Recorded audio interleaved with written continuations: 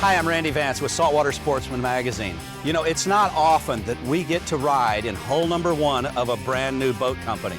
But today, here at New Pass near Sarasota, Florida, I'm meeting up with Kevin Barker, the founder and originator of Barker Boatworks.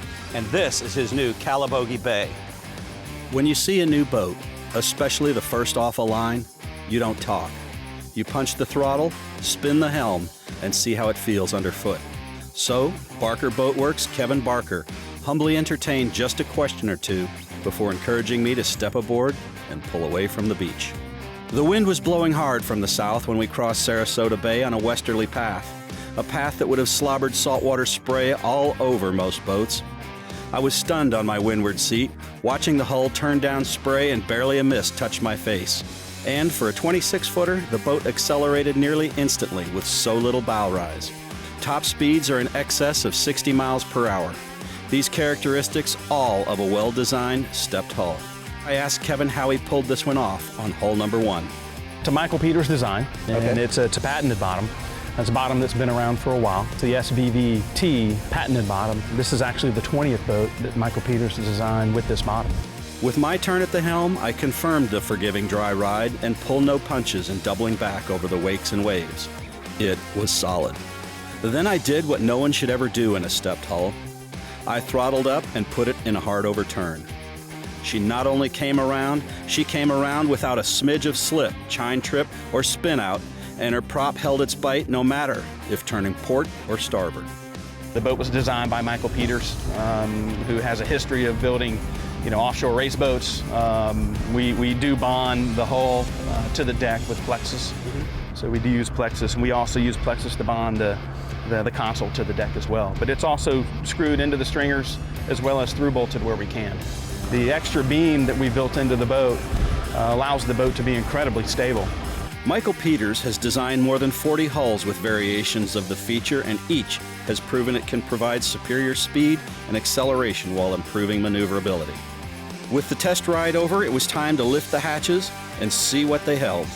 The unique design began with the clean Helm Station.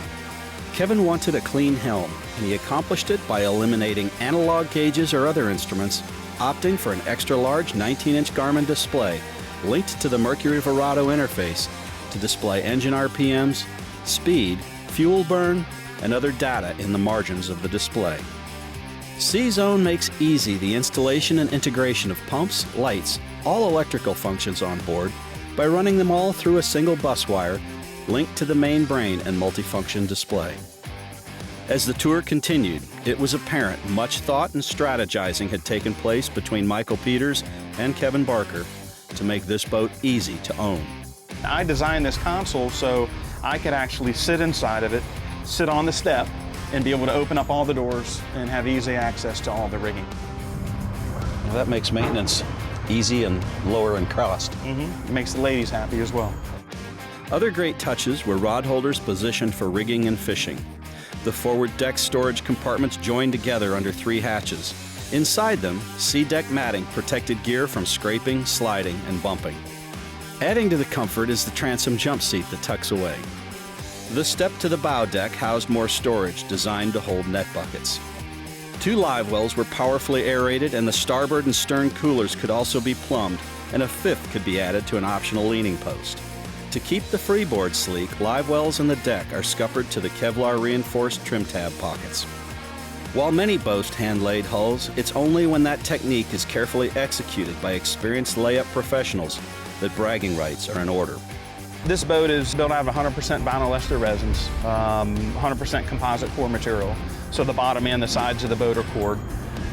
We vacuum bag and resin infuse both the hull and the deck. It's just the highest tech way of building boats today.